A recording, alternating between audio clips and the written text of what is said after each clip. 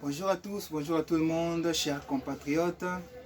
Bienvenue encore une fois dans votre émission d'actualité politique et sociale, Tête à l'air News.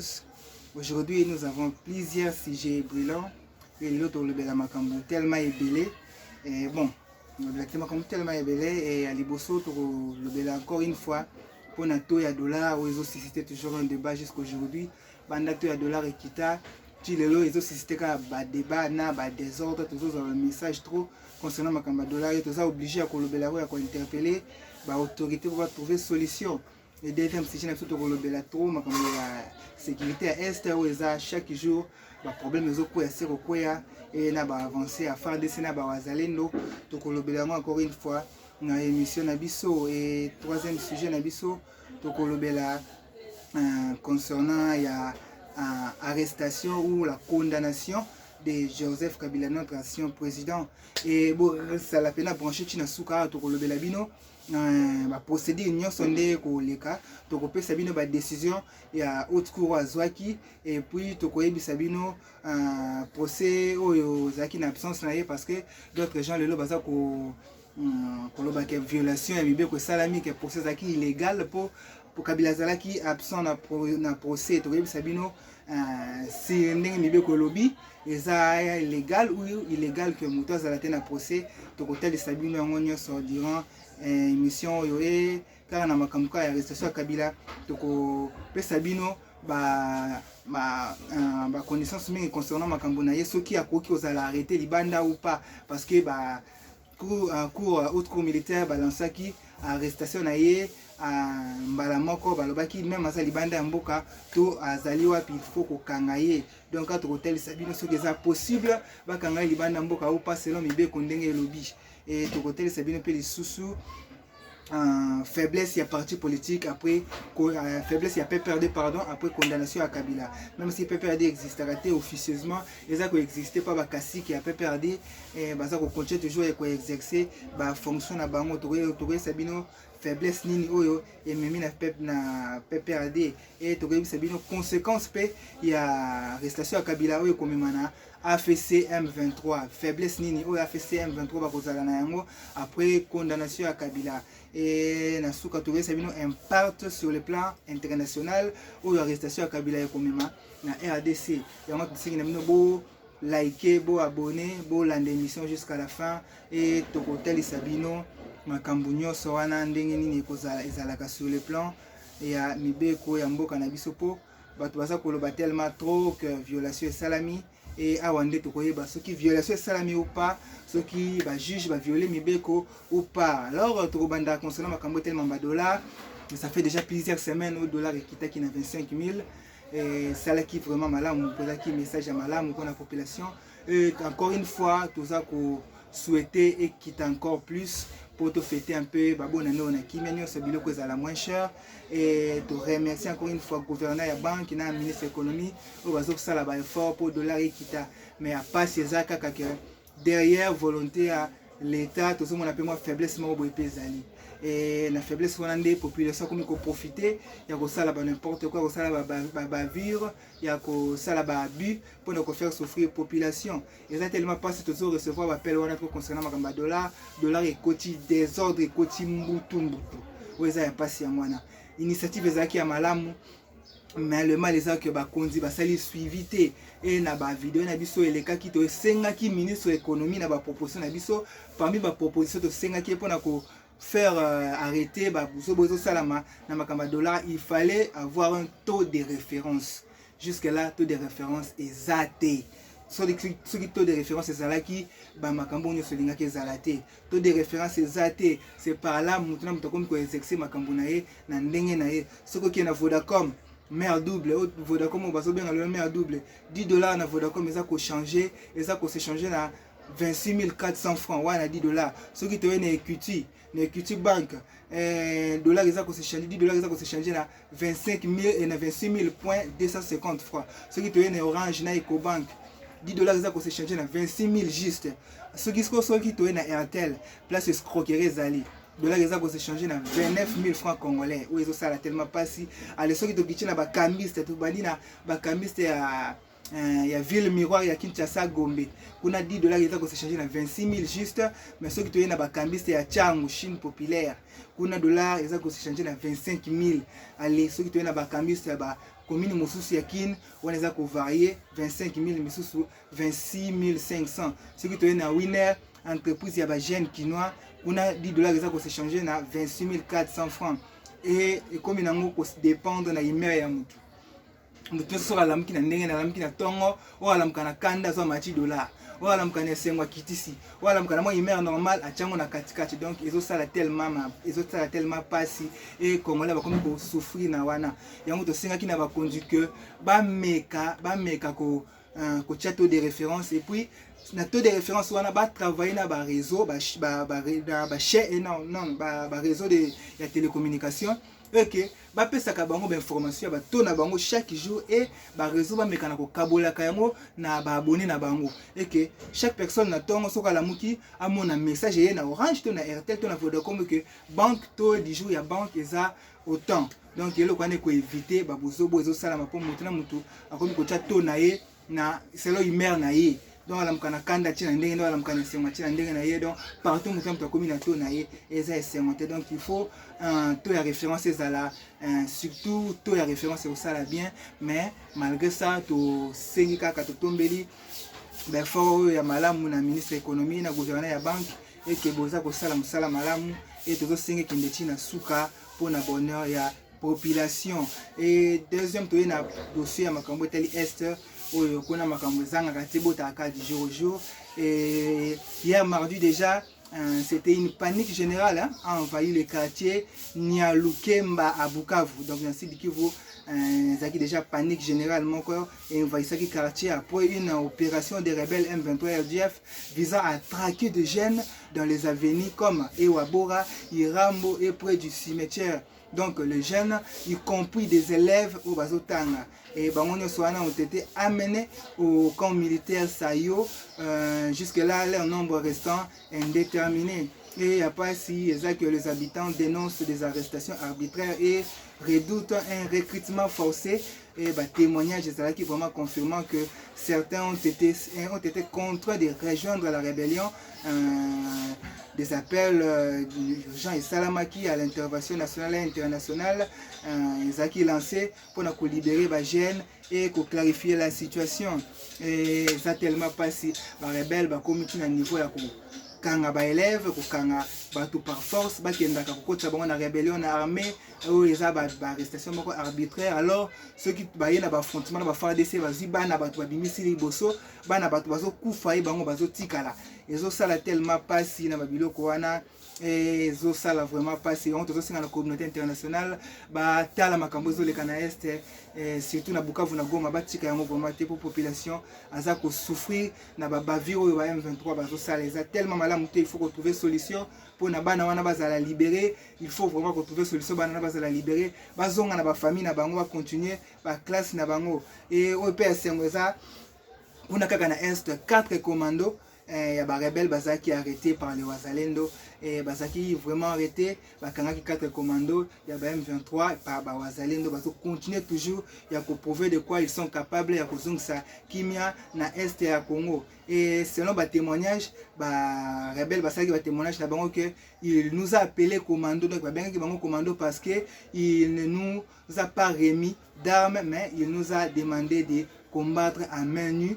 L'ennemi déclare de rendu donc l'ennemi va déclarer bongo que bazo benga bango commando parce que pesa ki bango juste ba arme donc bazo benga bango commando pour que pesa ki bango juste ba arme ça comme sous forme de motivation moko morale donc va se croire qu'ils sont forts ba ko bunda alors que ba koma kina na niveau wana te donc ba arrestation moko ya buzo bezo sala ma bakangi ba pesi bino ba arme buke ko bunda par force alors que ba Wazalendo bakanga ki bango et que les Wazalendo vraiment ne blaguent pas hein les Wazalendo vraiment ne blaguent pas côté wana bazana musala makasi rendez-vous ezaka kamoko libération ya Bukavu na Goma et par la grâce de Dieu et la force de notre président Félix Tshisekedi toyebi que to récupérer Goma wana et information c'est que c'est confirmé c'est vraiment confirmé des contractuels de Blackwater en territoire congolais des contracteurs de Blackwater en territoire congolais. Blackwater bazaba américain.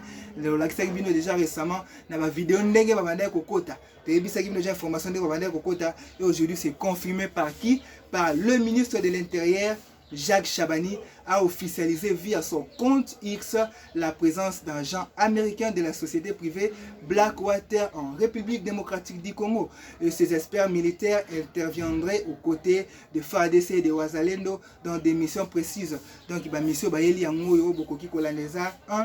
appui logistique, des renforcements en matériel tactique, E3 et Zali, intervention technique sur le terrain et 4 messages gestion des drones armés. Donc, pour nous former, pour nous appuyer, pour nous traquer, et cette opération marque un tournant dans la stratégie défensive congolaise face à l'instabilité persistance à l'est du pays.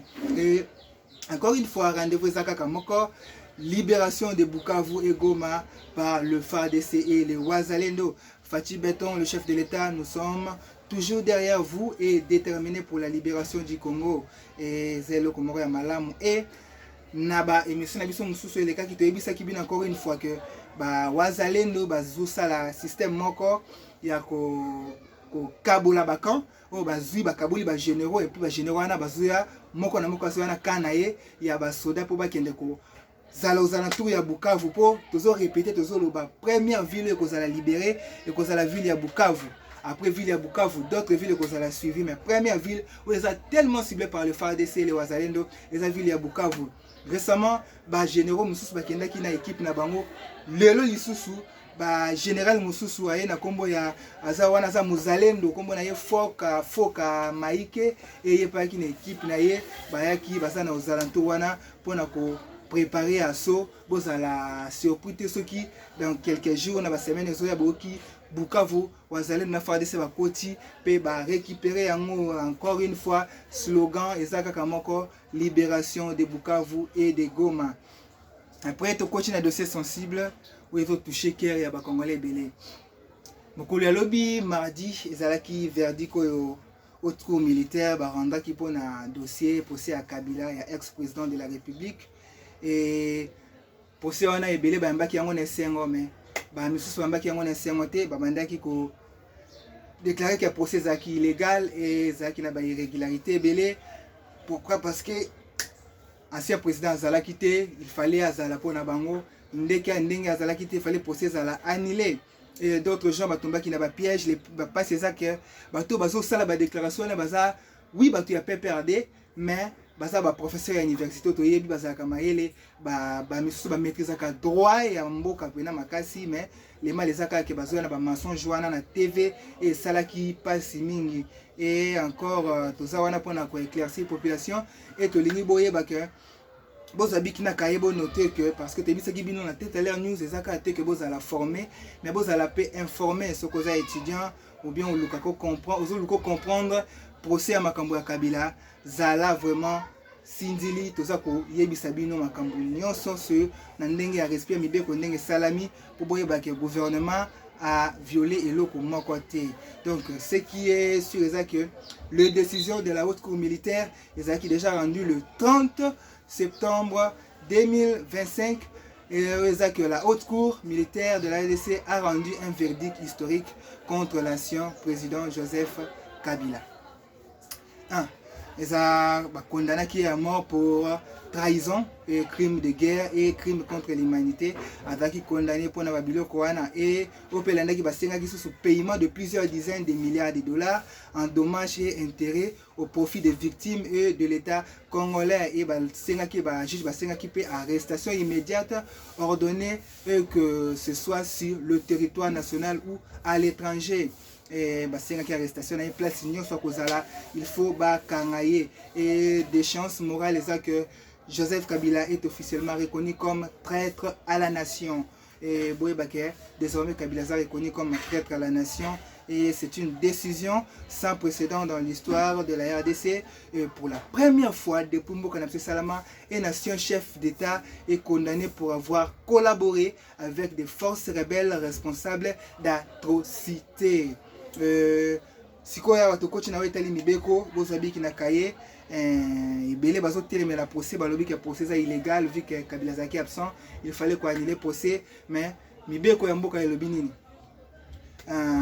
procès en absence ya moto sur le plan il y a droit babengaka ngo un procès par contumace. Je suis sûr que bato batanga droit bato bayebi mibeko bayebi de quoi je parle, babengaka ngo procès par contumace. Eza procès moko eza légal et prévu par la loi.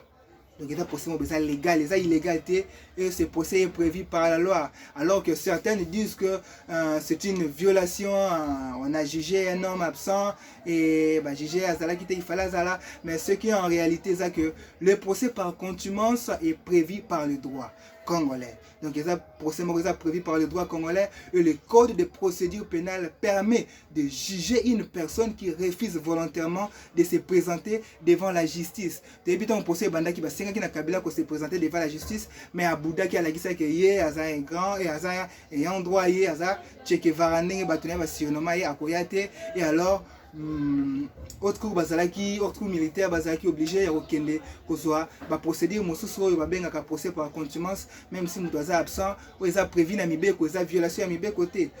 Ce procès c'est donc ce n'est donc pas une violation de droit mais c'est une procédure reconnue et utilisée dans plusieurs pays du monde.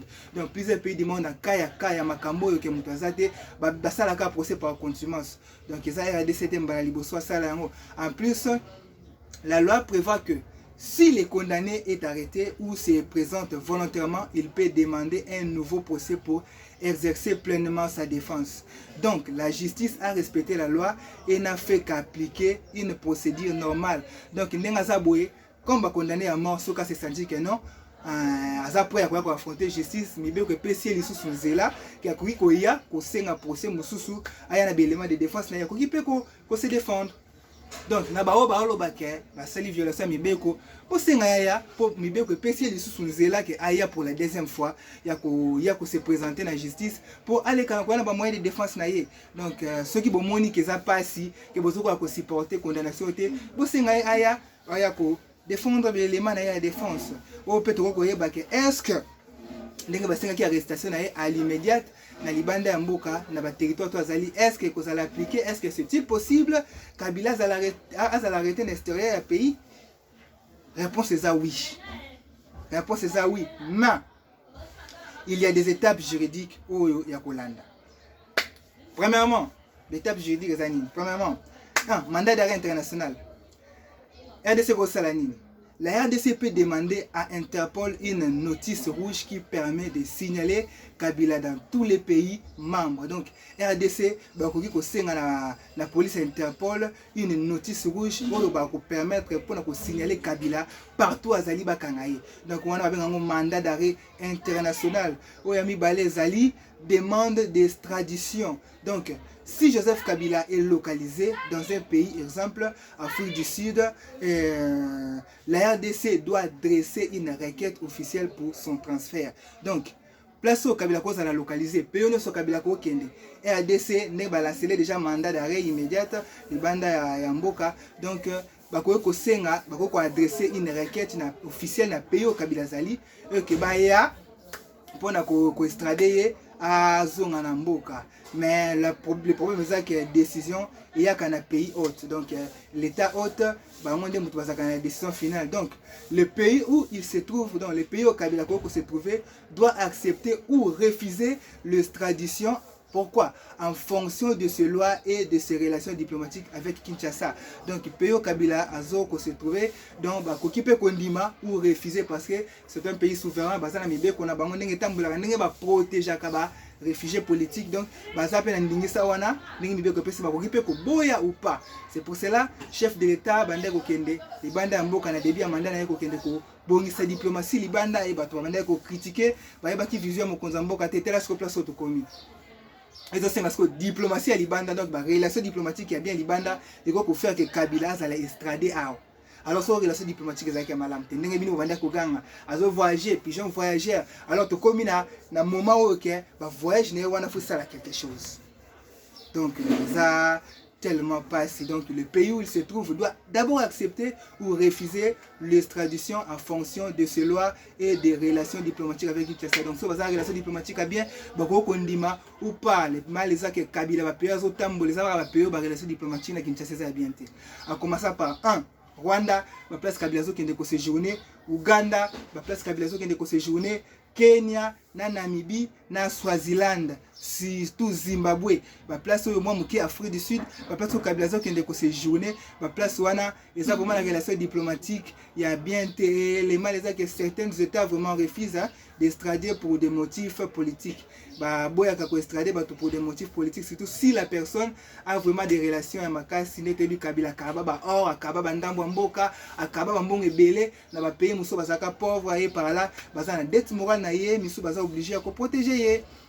Il y a des problèmes que d'autres pays refusent d'extrader pour des motifs politiques. Mais ouais, c'est un peu rassurant, c'est que comme Kabila est condamné pour crimes de guerre, meurtre, viol, et ce ne sont pas de simples infractions politiques. Donc, ça, c'est simple infraction, des infractions makasi. Et ce sont des crimes graves qui ne bénéficient pas d'immunité. Selon la loi internationale, selon la loi internationale, c'est que ça va crime bénéficier de l'immunité. Donc, l'immunité dans la nation internationale est nini.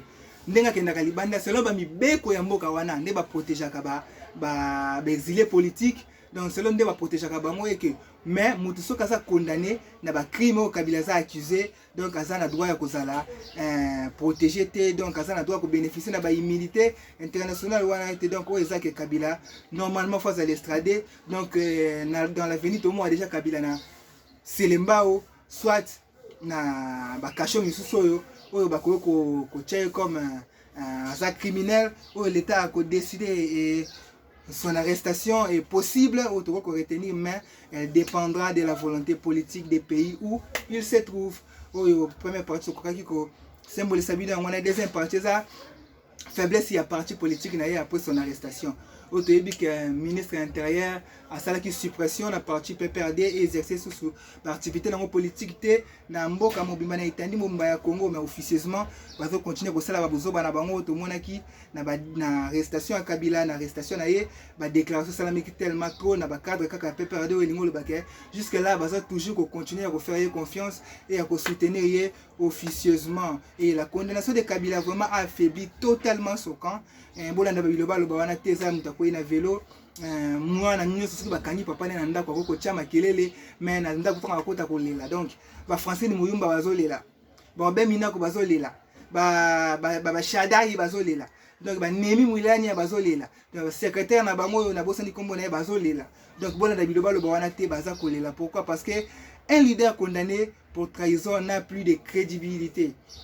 Kabila n'a plus de crédibilité parce qu'un leader condamné n'a plus de crédibilité. Donc, il y a beaucoup de proches de Kabila risquent d'être poursuivis pour complicité. Donc, Bazo risque d'être poursuivi pour complicité vu que Bazo ça la déclaration pour soutenir et les cadres du PPRD sont pris entre deux choix. Donc, Bazo a pris entre deux choix pour la sauver. Premier choix, c'est les s'éloigner de Kabila pour sauver leur avenir. Voilà le premier choix. Et ce qui va boy, donc deuxième chose, c'est s'accrocher et sombrer avec lui au risque de poursuites judiciaires contre Bango.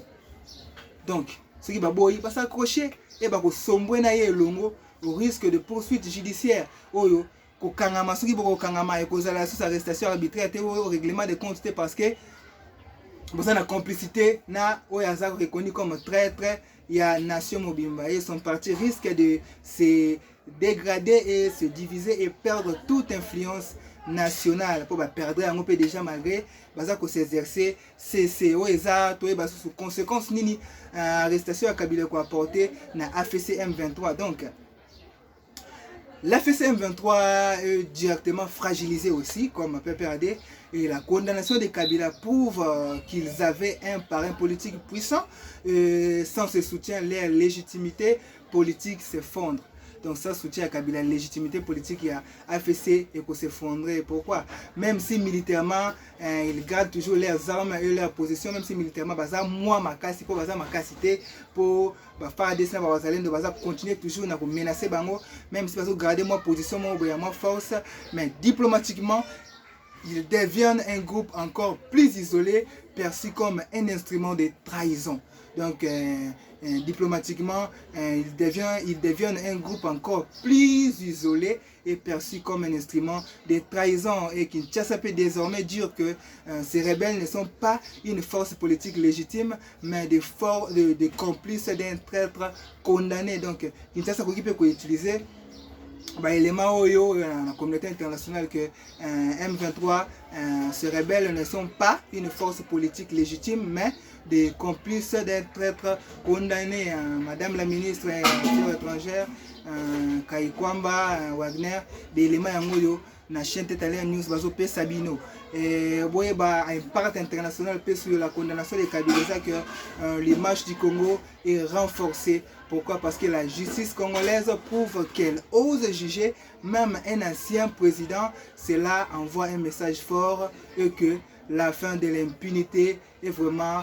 réel dans Mboka Congo. Et diplomatie, et ça que le gouvernement aussi peut utiliser ce verdict pour demander plus de soutien, international contre le M23 FCD. Donc, on peut utiliser un verdict pour demander soutien sous ces arrêtés dans l'AFC. Pourquoi? En expliquant que ce mouvement est lié à un ancien chef d'État traître. Donc, comme Kabila condamné comme un chef d'État traître, donc diplomatiquement, le gouvernement peut aussi utiliser ce verdict pour demander que soutien international à la sûreté et pas M23 pour lié à un chef d'État traître. Encore une fois de plus, Madame la ministre Wagner Kaikwamba, élément en haut koko ke na tribune des Nations Unies pour senga que bato wana bazali lisusu considéré parce que basa sous soutien international pour lié na un chef de l'État qui est traître. Et sur le plan relations régionales,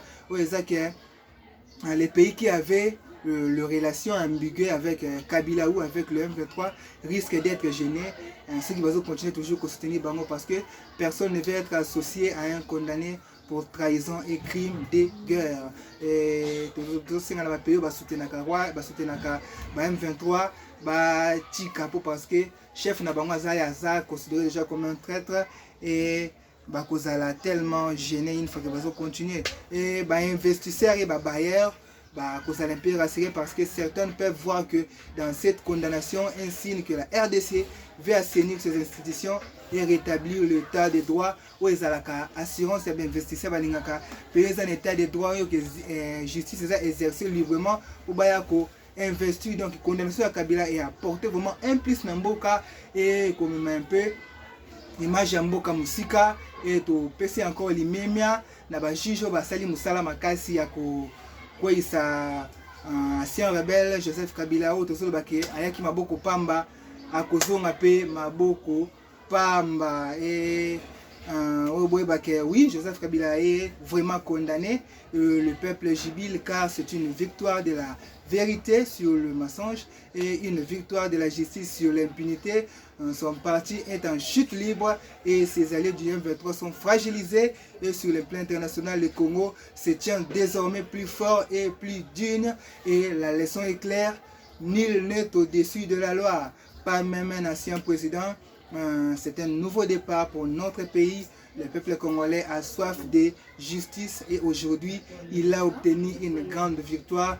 Batoto ya Goma, batoto ya Beni, batoto ya Bukavu, vous avez obtenu une grande victoire parce que muta bande ko collaborer na bato ba bomakabino. Bientôt là tokomona na poser makala ali avungule ndenge ba criminel ni misusu bazo ya vungule. Alors message ya sukeza que chaîne est à disposition na bino et tout ça vraiment la poser à soutien mututa ko landa message yo ba élément ni soto ça ko fournir bino tout ça vraiment ko bunda jour et nuit na rédaction pour na ko fournir bino ba information est vrai mais pour na ko former bino pour euti ko le cas est aussi une école de formation vous aki former na bato bazaki un peu na libunga ba yebi ba comprendre que procès à Kabila na ndenge nini elekaki na ndenge nini bakokoza kokanga ye na ben parti nini oyo et causer sur le plan international et sur le plan national. Donc bon sunga biso vraiment sur le plan matériel tout ça na ba matériel tout ça nga sunga na bino et ba o bazape na quelque chose ba kokipe ko sunga biso et numéro ezawana na CEO bokomona to ko tia numéro ezana soto ko contacter la rédaction si vous avez des soutiens ba biloko ya kosunga biso, même des conseils, de remarques toza wana pona koyamba yango, surtout toza pousa soutien na bino, bo soutenir chaîne na bino poto leka na ko continuer à fournir bino ba image ya qualité, bozo mona ba image eza un peu malamu te po ba matériel eza malamu te, tozo senga lisungi na bino peuple congolais bo leka na ko soutenir, surtout ba diaspora bo soutenir chaîne na bino, et puis bo sana te ko liker, ko abonner et que bo partager ba information oyo mutu nyonso azala formé comme vous. Merci encore une fois. Tokutani lobi pona ba information mosusu, tokutani lobi pona ba sujet mosusu ekoya, et botika malamu pona mokolo ya lelo, bo passer journée malamu. Merci na bino nyonso. Merci.